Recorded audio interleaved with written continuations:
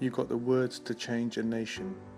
At Saffron Mic, we list the trials and tribulations. But you're biting your tongue. You spent a lifetime stuck in silence, afraid you'll say something wrong. If no one ever hears it, how are we going to learn your song? So come on, come on, come on, come on. You've got a heart as loud as lions, so why let your voice be tamed? In a world of no real judgment, we've all been framed. Maybe we're a little different. There's no need to be ashamed. You've got the light to fight the shadows, so stop hiding it away. Come on, come on. I want to sing. I want to shout. I want to scream till the words dry out. So put it in all the papers. The sad thing is, the guilty are now the newsmakers. I'm not afraid. They can read all about it. Read all about it. At night, we're awaking the neighbors while we sing away the blues, making sure that we're remembered, yeah, 'cause we all matter too. If the truth has been forbidden, then we're breaking all the rules. So come on, come on. I will scream, I will shout, until the truth is told. I won't be on hold. So read all about it at Saffron Mic. Shatter the illusion, for that is what our life is all about. Ladies and gentlemen, welcome to Media Watch. This week we're doing a Media Watch special. We do a special every now and again where we focus on one particular topic. The topic we're going to talk about is a very dark topic. I call it dark days. 30 years ago, almost to the day, we had a situation where Indira Gandhi was assassinated, and within hours there were no troops on the streets, there was no police. All there were lots of people organising mobs to go around and kill people and rape them and leave them to the side. The killings were absolutely awful, nightmares. People were taken out of their houses, tyres were put on their heads, they were burnt. There were camps that were assembled after a few days, and it took quite a few days for some sense of, we can't even use that word, normality. Wonder what they were thinking when they went back to their communities after that situation. So this week I've got a couple of guests with me to talk firsthand. They have personal experiences that they wanted to share about the 84 situation, like I said, 30 years ago. And it's hard to believe that after 30 years there hasn't really been any level of justice or actual even expression of apology to say this was something that was very, very wrong when one community attacks another community. I've said before, it's not the case that there weren't other people in that community, maybe Hindus who were protecting Sikhs, or Muslims that were protecting Sikhs, or Sikhs protecting Sikhs if they could, but there were certainly areas that were targeted where there were high numbers of the Sikh community. There is an accusation that certain actors and politicians were involved. And the inconvenient truth doesn't seem to appear on anyone's agenda to seek justice. There's been lots of books that have been written. This is Saffron Salvation, written by the author Simajit Kaur, who's with me today. This is another fantastic book, recently released, I think just a few months back. It's called Reflections on 1984 by Harijinder Singh. I wrote a little book called 30 Years for Hope and Justice. There's been another book, I think you mentioned it, Simajit. I'll introduce you to the guest in just a second, which is called Helium. We'll like to talk about that too. So my guests on this particular Media Watch special happen to be Vikram Grewal, who works as a financial and business analyst in the city, and also Simajit Kaur, a famous author as well as charity worker for her charity, Tarun, which does a lot of work for the victims of 84 in the Punjab area. So welcome to the show. We will be focusing on one particular area, which is 1984. It's a big story in terms of in people's hearts. It still resonates in everyone in terms of the need for justice. It is what I would describe as a genocide, a Holocaust. I think you agree with it. You know, but the thing is, though, sometimes people seem to be deniers of that fact. I don't think you can deny when you have thousands of people who have been killed in such a horrific way. I would say, we're doing a Media Watch special, that the irony behind this was there was a media blackout. In today's age where we have Twitter and Facebook and YouTube and that kind of stuff, just a general question to both of you, do you think that they would have been able to upload that and just kind of tell people what was going on? You think it would be different? We don't wish it to happen again, but if those kind of technologies were available, do you think the particular country government at the time could stop that story from going out about the truth? I don't believe they could, because anything can become viral in a matter of moments through one picture or one comment on Twitter or Facebook, as any social media. Does that mean empower the people? It does. It empowers every single person. If you can send out a tweet, you become empowered, and if it gets the right publicity, it can go viral. So. But if you've got 0 followers, right? I'm just trying to say that ultimately, what is the truth? Because that's Sikhs are being questioned about what is the truth, but the truth is actually there. It's very significant that the national state-owned, government-owned TV channels were all in blackout, basically, in Amritsar in June '84, and all foreign press was asked to leave. Now, they were asked to leave under the guise that they would be in danger, but they were asked to leave because there was a state-planned operation there, as they called it, a state-planned massacre.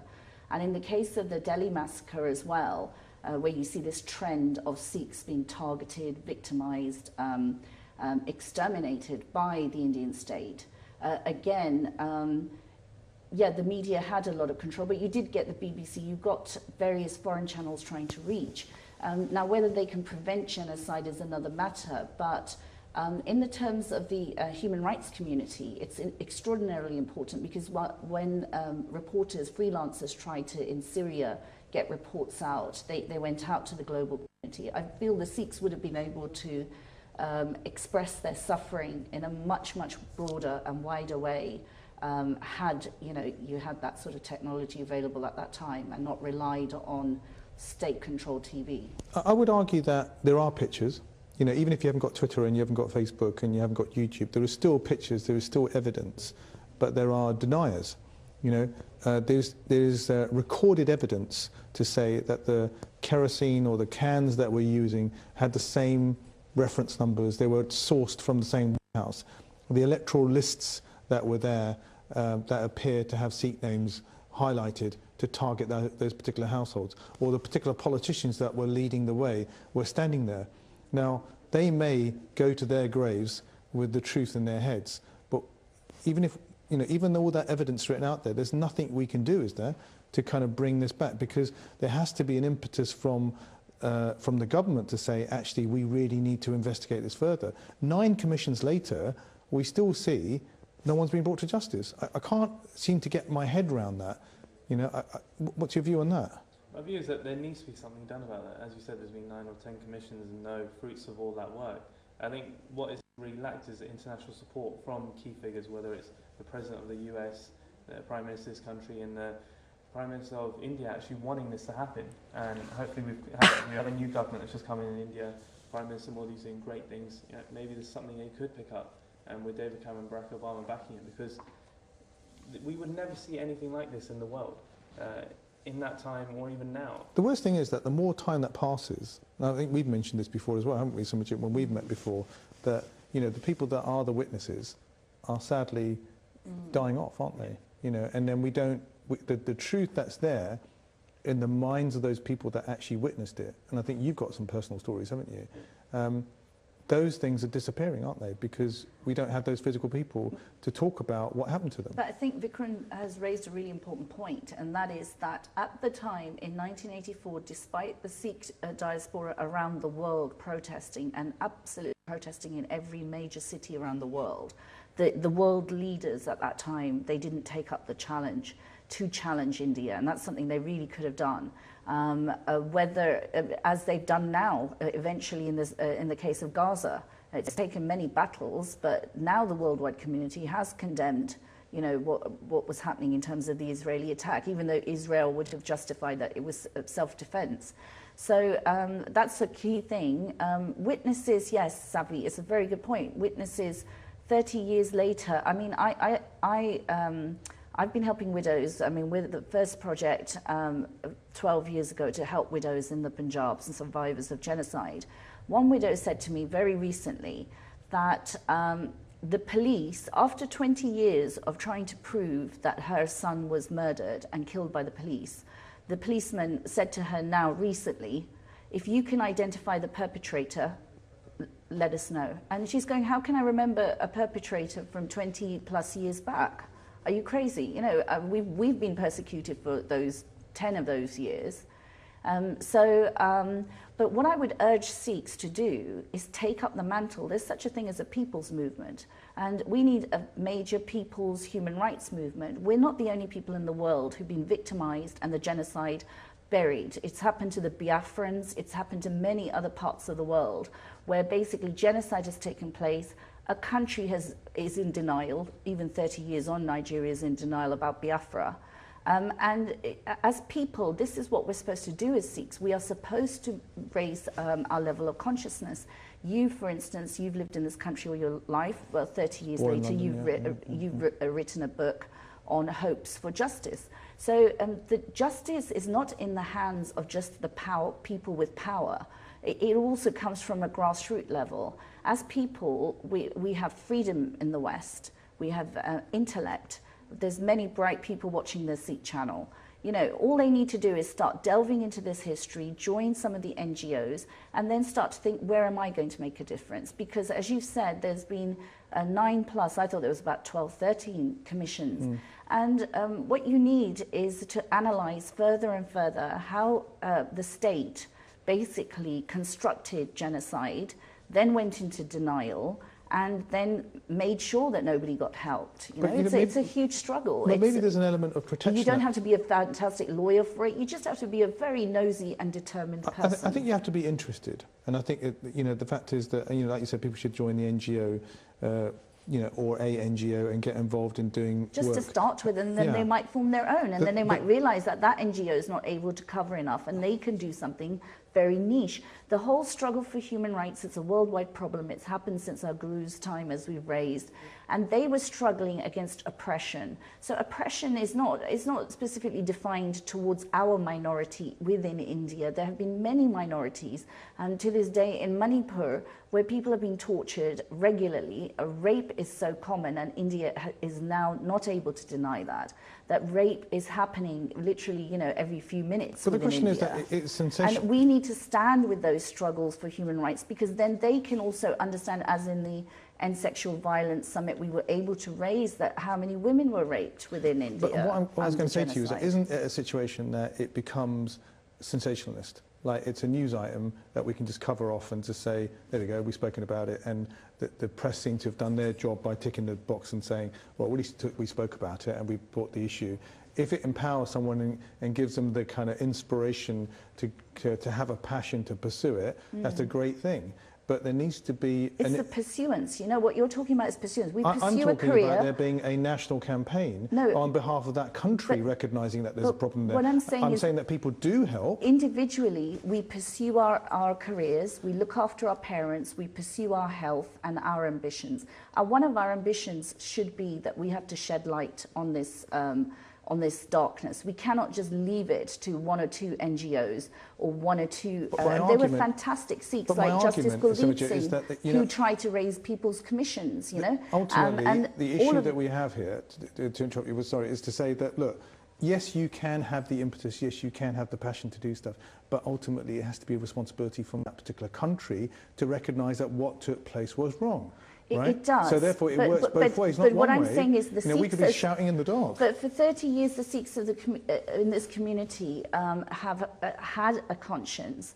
What I'm saying is there's very few people who make it their lifelong battle, like Justice Ajit Singh Bance, or even less known identities like Billing, who was a reporter in the 90s, who risked his life to try and bring out stories of what's happening with fake encounters in the Punjab.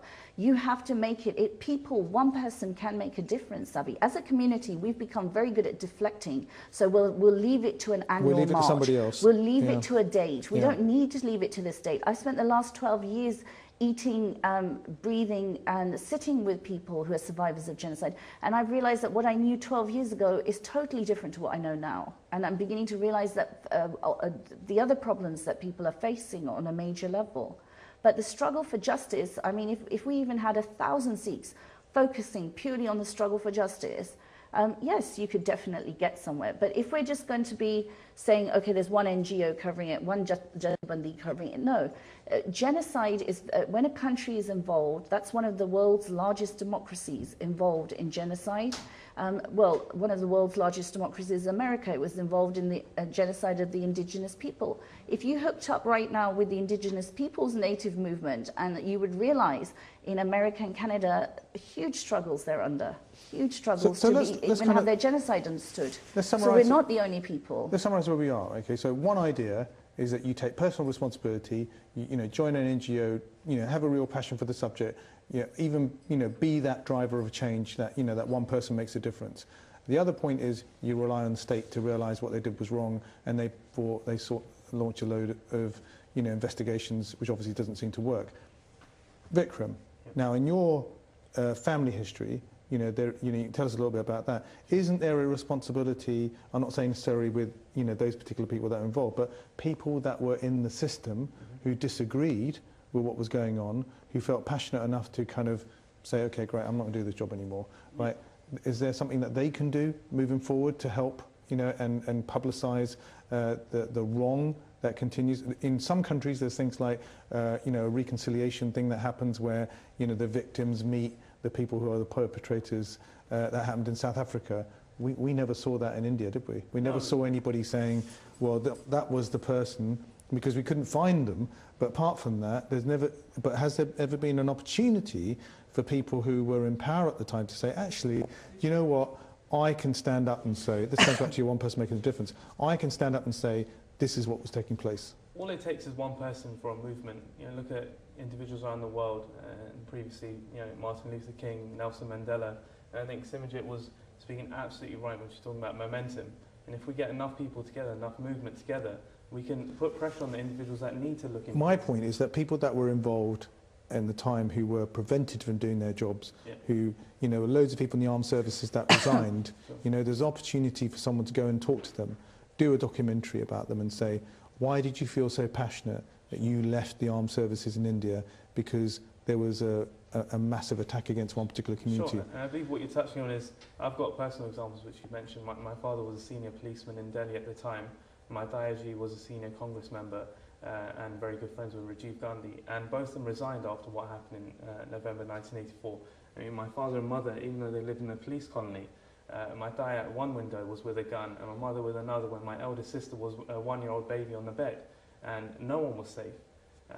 The police colony thankfully was at the time, but there were people there was genocide going on everywhere, and the fact that you said there was electorate printouts, people being pinpointed and attacks being so precise that there had to be some high-level involvement in that. And the government, the police at the time, no one really done anything. It took a few days, like 3 days, as said, and then people started, the protectors of the community and of the civilians of the country actually got involved at that point. And those were the real reasons why my dad left the Congress Party and joined the BJP, and my father resigned from the Delhi Police and came here. So if you had one suggestion, that, I mean, I'll put this to you as we come to the closing parts of the show. Sure. If you had a suggestion, and I did a documentary a few years ago where I actually went to the 1984 March, and I think it was the 25th anniversary actually at the time, and I actually asked the question, if you were to give advice to the Indian government, and I was trying to pitch it in a positive way to say, what would you, and somebody suggested there should be some orphanages set up, or maybe there needs to be a relief fund that was set up.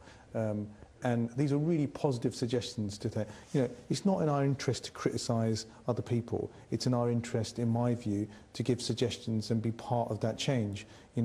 What would you say to the Indian government today? What would you say to the politicians in the UK and internationally, and say, what can we do to bring about more justice? Well, they all have to think about one thing. What if it was one of their family members that had a tie around them that was burning, or one of their daughters or sisters that was getting raped, or their holy book that was ripped apart and burnt in the streets, and their communities that were attacked? You have to think about that yourself and think, what would you want to happen? And when you start thinking like So that... what would you want to happen? What would you say to them? I would want there to be a full inquiry. I'd want... not But we've just- had 12 of those already. So, yeah, but you know, one that actually gets somewhere, and one that has the backing of all the politicians and leading people in the world that should be getting involved in this, because there's a huge unsolved genocide going on. so do we need more movies? Do we need more plots that talk about what happened? Do we need people to come forward as writers and artists? And I mean, there's a brilliant event happening on the 29th of November called Saffron Mike, Yeah. you know, where people come together and express, you know, their emotions through music, through poetry, through drama. Do we need that as well? Okay, that's a separate thing. Yeah. Let's focus on the suggestions for the governments. Sure, I think the Indian government first of all needs to accept that something wrong did go on, and at the same time put an inquiry in. Whether, regardless if it was a Congress party or BJP, there was something that was awful done during 3 days, even before that, with Operation Blue Star, the day they chose to attack the Golden Temple, and the fact they didn't take their shield. There were plenty of catastrophic things that were done, but there needs to be some sort of accountability put in there, and people accepting that they got it wrong, there were wrong things that were done, and bringing justice from there. And So your suggestion is that there be another inquiry, an but inquiry, a bit more serious? yeah, a much more serious inquiry, and that is much more high level. So we had international backing from the US, from the UK, from all the powers around the world, and actually saying we want to get to the bottom of this, and we have the determination and time to do that. And once we see that, we will actually see some fruits of that, and some justice come about. Simajit, same question. I mean, it's a very difficult question, Sabi, but that's an excellent ideas from Vikram. I mean, it's a huge black hole that the state I know we can't solve it by created. one answer. Yeah, and I but I'm can't thinking- give you one answer. But what I would say is that each individual who's watching this channel is a part of that huge journey. So whether they're going to help 20 widows themselves, next time they land at Delhi airport, go to the widows' colony, there's still 100 survivors there that various groups like Sev 84 help. There's loads in the Punjab, they can look us up, Dharan, and we'll share it. Whether it's at a humanitarian level, or it's at a judicial level, or it's understanding how did these people use the law. But what suggestion You can we need to- give to you the need to- government? What do we say? Well, You've been brought into a room, you've got the whole of the Congress sitting there going, okay, give us a suggestion of what you'd like I to do. don't feel I'm able to answer that, but I can let you know that through our work for 12 years with widows, and through a Hindu widows group, never through, not through any Sikh networking, but through a Hindu widows group, we did get a chance to address a social minister within India at Vrindavan in April, and raise this serious issue. When they were devising a policy regarding widows, we were able to raise, what have you done with these widows? These widows had nothing to do with whatever you were suspecting in the 10-year civil war. But you've made their lives miserable for another 20 years, you know, and they accepted it. There were a few people, so the whole point is either you're going to have to engage directly with India, but India, within India itself, has also stigmatized and criminalized the political dissidents, the political distancy that came out of this post-genocidal movement. So, I mean, that has to stop. I mean, they really need to, just because people believe that they would be better off, you know, Scotland believed that it would be better off on its own at some point, some Scottish people did. We didn't lock them all up, did we, on suspicion of this, that and the other. It's got to stop. So either engage with India or get directly involved with the human rights movement, and you'll start to see a way. But India needs to sign up to the International Criminal Court. It is a very major democracy, and it's one of the very few countries that hasn't signed up. A lot of these, what I would term perpetrators, who were directly involved in the Delhi massacre, directly involved with torture, they're floating around. They're in Birmingham, they're in Calgary, I've been told by human rights activists who, quite frankly, since have burnt out and I don't want to know anymore. But what we had suggested a few years back was, even within Parliament, with a cross-party group of MPs, get some nice MPs together.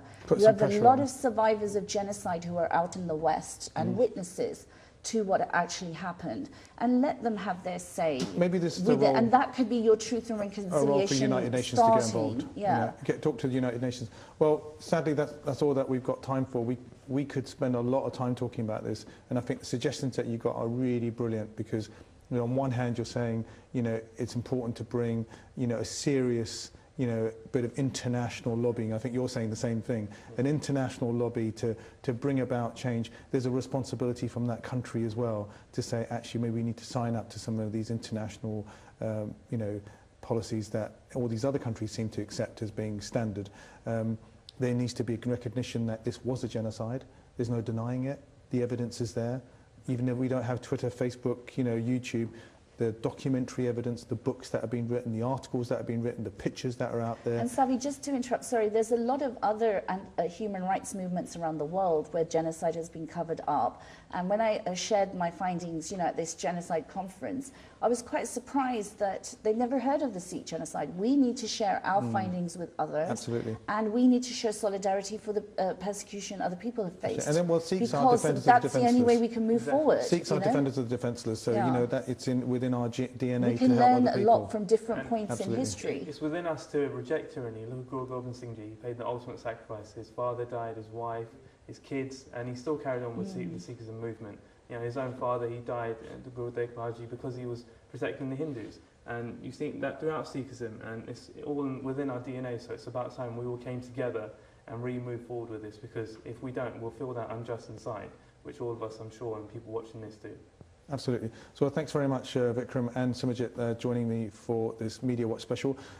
We hope you have had some food for thought, some ideas in your mind about maybe going out and doing something like joining an NGO or finding out what some of the work that they're already doing and supporting it if you can't join yourself, or actually looking internationally and seeing what's actually happening out there in other parts of the world and maybe saying, well, actually, I'd like to help them too. A true measure, I think, of an individual is to be a humanitarian. I often think to myself, why are we actually here? That inevitable question that we always ask ourselves, why are we here? Well, ultimately, if we're here to help other people, it's important, and at least you leave behind the spirit of the great things that you've done. So until next time, when we join you for a regular Media Watch, we'll see you again. Waheguru Ji Ka Khalsa, Waheguru Ji Ki Fateh.